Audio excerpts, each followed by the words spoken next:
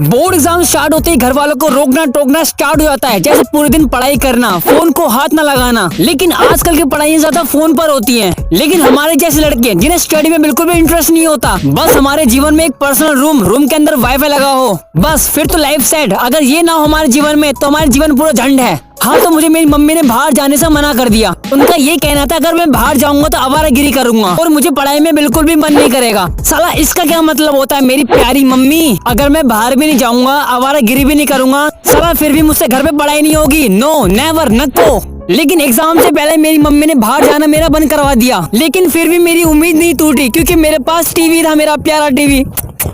I love you मेरी TV. फिर मैं पूरे दिन टीवी देखता था। मेरा तन मन और स्तन सब कुछ टीवी के लिए छोड़ दिया मैंने। फिर मम्मी मुझे देखकर तंग आ गई, तो फाइनली टीवी भी बंद करवा दिया। साला मेरे साथ अन्याय हुआ है, कोई मुझे न्याय दिलाओ। इतना चुभने लगा हूँ सबको, कोई छूरा तो नहीं हूँ।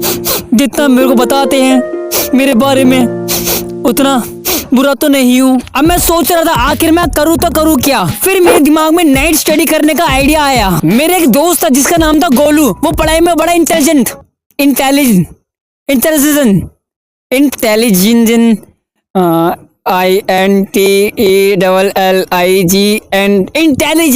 गोलू पढ़ाई में बहुत ज्यादा इंटेलिजेंट था। मुझे ये बात समझ नहीं आती है, गोलू नाम के बच्चे इतने इंटेलिजेंट कैसे होते हैं पढ़ाई में। हमारे देश में 70% गोलू नाम के बच्चे हैं, वो सारे पढ़ाई में होशियार है, लेकिन कैसे? मेरा जो गोलू नाम का दोस्त था वो तो साला ऑलराउंडर था। गोलू से कंचे खिलवा लो, गिल्ली डंडा खिलवा लो, बैट बॉल खिलवा लो, वो तो साला सब में एक्सपर्ट है। मेरी मम्मी तो सिर्फ गोलू का ही नाम जपती है, गोलू गोलू गोलू गोलू गोलू गोलू गोलू। बस माँ, मेरे कानों को कष्ट होता है माँ, मत लिया करो उसका नाम माँ, मेरा दिन खराब जाता है। अरे बेटा, गोलू तो पढ़ाई में एक्सपर्ट है, काश गोलू जैसा बेटा होता मेरा। मैं तो सोच रही हूँ सारी जायदाद उसके नाम करा दूं। हाँ, तो मैंने गोलू को पढ़ाई के लिए अपने घर बुलाया। गोलू को तो मेरी माँ ने अपने सर पे बैठा लिया, उसकी आरती करने लगी, क्योंकि साला वही है जो मेरे फ्रेंड ग्रुप में सबसे ज्यादा इंटेलिजेंट है।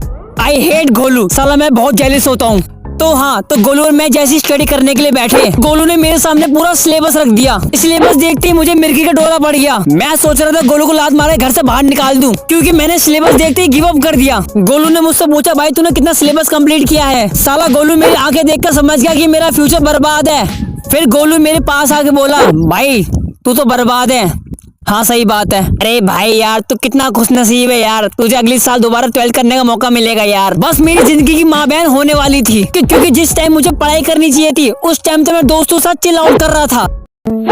क्या लेने आए हो तुम? गांजा 25 रुपए का है, 10 रुपए दूंगा। नहीं, 25 रुपए लेना तो ले। अब तुम इतना हाथ जोड़ रहे हो तो दे दो, कोई बात नहीं। हाँ, तो कुछ ऐसे चिल आउट करता था मैं। जब मेरे दोस्त गोलू ने बोला, भाई तू तो बर्बाद है, तो मेरा दिल टूट के बिखर गया। खुद का दिल टूटने के बाद ही मुझे पता चला कि कुत्ते रात में ही क्यों रोते हैं। लेकिन मेरी लाइफ इस बात पे डिपेंड करती थी, जो होगा देखा जाएगा। लेकिन सच में जो मेरे साथ हो रहा था वो मुझसे देखा नहीं जा रहा था, क्योंकि जब मैंने अपना पूरा सिलेबस देखा तो मुझे पूरी साल की बकचोदियां याद आ गई।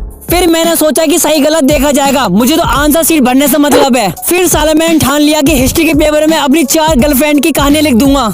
क्या पता टीचर अपने आप को रिलेट करके मुझे पास कर दे। मैं अपने हर काम की तरह यहाँ भी पीछे था। मेरे सारे दोस्तों के रिवीजन स्टार्ट हो गए थे, लेकिन मेरा सारा सिलेबस ही स्टार्ट नहीं हुआ। मेरा डाउनफॉल होना पक्का था। बुक्स पढ़ के एग्जाम देने चाहिए, लेकिन मैं रील्स देख के एग्जाम देने वाला था, क्योंकि पूरे दिन तो मैं रील्स देखने के सिवा मैं कुछ भी नहीं करता था। और बड़ी मुश्किल से मेरे ट्यूशन वाले भैया एक सब्जेक्ट याद करवाते थे तो मैं दूसरा भूल जाता था। साला मेरा हर एग्जाम से शुरू से पढ़ने का सपना ही रह गया। और मैं ये हमेशा सोचता था कि एग्जाम के बीच इतना बड़ा गैप क्यों देते स्कूल वाले। और साला मैं इन्हीं गैप्स को वेकेशन समझ के मना लिया करता हूँ। फिर मैंने मैथ का एग्जाम दिया। उसे देने के बाद मुझे पता चला कि 9 दिन की छुट्टी क्यों थी। हम बच्चे दिनों में कुछ अपने सिलेबस कंप्लीट कर लेते हैं। फिर वो एग्जाम के दिन हमें पता चलता है कि साला इसकी माँ का ये क्वेश्चन तो बुक में था ही नहीं। एग्जाम से पहले कुछ बच्चे तो पढ़ाई करने के लिए अपना टाइम टेबल बना रहे हैं। सुबह पढ़ाई, दोपहर में पढ़ाई, रात में पढ़ाई। और मेरा टाइम टेबल सुबह सोताई, दोपहर में सोताई और रात में सोताई। मुझे तो समझ नहीं आ रहा है सब्जेक्ट हार्ड है या फिर मैं अनपढ़ हूँ। और साला अब एग्जाम से एक दिन पहले पढ़ने का मन भी नहीं कर रहा। साला एग्जाम से पहले तो रील्स देखने की जिंदगी बन गई है मेरी। साला ये सब होने के बाद तो साला मुझे एंड में समझ आता है, एंड में रियलाइज होता है शुरू से ही पढ़ाई कर लेनी चाहिए थी। साला मुझे अंदर से आभास हो गया था पेपर तो जैसे जैसे चला जाएगा, लेकिन रिजल्ट वाले दिन तो मेरी फील्डिंग सेट है यार। हाँ, तो बस बहुत हुआ मेरा। हाँ तो वीडियो मैं यही खत्म करता हूँ, बहुत बोल चुका हूँ मैं, और थोड़ा पानी पी लेता हूँ। तो वीडियो कैसे लगी, वीडियो को लाइक कर दो, जरा भी लेट कर दो, मैं तुम शेयर कर दो लोगों को, लाइक कमेंट ठोक दो, अभी ठोक दो भाई तुम लोग, और सब्सक्राइब करना बिल्कुल मत भूलना। लाल जो नीचे बटन है उसे प्रेस कर दो, अभी का अभी उसे प्रेस कर दो, बेल आइकन उसे भी दबा दो। तुम क्या चीज सोच रहे हो, और तुमने अभी तक मुझे इंस्टाग्राम पे मुझे फॉलो नहीं कर रखा, तो अभी जाकर जो उसे फॉलो करो, ये जाओ, ये मेरा इंस्टाग्राम आईडी, अभी जाके मुझे फॉलो करो, अभी का अभी।